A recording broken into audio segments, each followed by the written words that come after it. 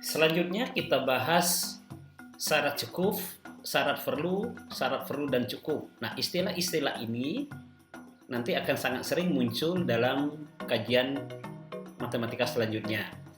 Yang pertama, pada buku halaman 10 itu diberikan beberapa istilah untuk implikasi. Kalau istilah standarnya adalah jika P maka Q.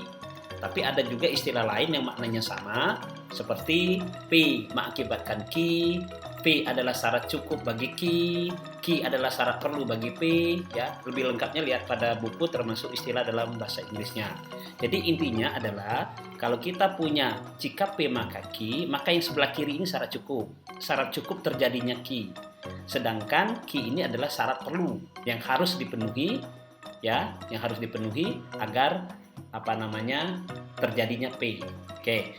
Tetapi kadang-kadang di dalam kenyataannya kalimatnya tidak secara eksplisit berbentuk jika P maka Q. Maka dari itu kita perlu patokan, ya, bagaimana mengidentifikasi syarat cukup dan bagaimana cara mengidentifikasi syarat perlu. Nah, intinya begini sederhananya. Kalau syarat cukup itu belum tentu dipenuhi, ya, itu kata kuncinya, belum tentu dipenuhi.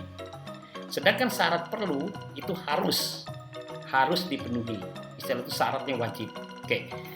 Untuk memperjelas istilah ini, kita berikan beberapa contoh di bawah ini. Oke. Yang pertama, jika lulus ujian seleksi, maka boleh kuliah di UAD. Itu misalnya. Oke, kalau ini jelas bahwa lulus ujian adalah syarat cukup untuk kuliah di UAD. Apakah lulus ujian syarat perlu? Oh, tidak. Karena boleh jadi mahasiswa bisa kuliah di UAD tidak melalui lulus ujian, misalnya melalui PMDK atau nilai rapor. Nah, jadi dalam hal ini jelas bahwa lulus ujian hanyalah syarat cukup, tidak harus. Nah, itu tidak harus kata-katanya. Kemudian yang kedua, nah ini apa yang saya katakan tadi, kadang-kadang pernyataannya tidak dalam bentuk implikasi secara eksplisit.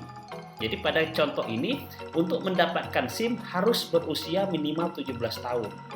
Nah, usia minimal 17 tahun ini bukan syarat cukup, tapi ini syarat perlu. Kenapa? Sebab usia 17 tahun tidak serta-merta bisa mendapatkan SIM, masih harus ada syarat lain, misalnya lulus ujian teori, lulus ujian praktek, dan lain-lain. Oke, di sini jelas ya, bahwa usia 17 tahun adalah syarat perlu, bukan syarat cukup. Oke, syarat perlu dan cukup. Nah, syarat perlu dan cukup itu terjadi pada biimplikasi. Nah, pada contoh ini, bilangan habis dibagi 3 jika dan hanya jika jumlahan digit-digitnya habis dibagi 3. Ini penjelasannya seperti ini. 18 habis dibagi 3 ini dari kiri, ya. Ya, maka 1 tambah 8 nilainya 9 habis dibagi 3. Dari kanan saya ambil contohnya, bilangan 1 tambah 4 tambah 7 sama dengan 12, ya. Habis dibagi 3, ya. Jumlah digit-digitnya habis dibagi 3, maka 147 habis dibagi 3. Nah, ini kita katakan bahwa habis dibagi 3 merupakan syarat perlu dan cukup agar digit-digitnya habis dibagi 3. Begitu juga jumlahan digit-digitnya habis dibagi 3 merupakan syarat perlu dan cukup agar bilangan itu habis dibagi 3. Nah, saya kira ini jelas untuk syarat perlu dan syarat cukup. Ada beberapa contoh pada buku halaman 11 untuk mengilustrasikan ini. Ada contoh 1.11. Anda bisa baca dan bisa pahami untuk memperkuat konsep syarat perlu dan syarat cukup. Demikian, terima kasih.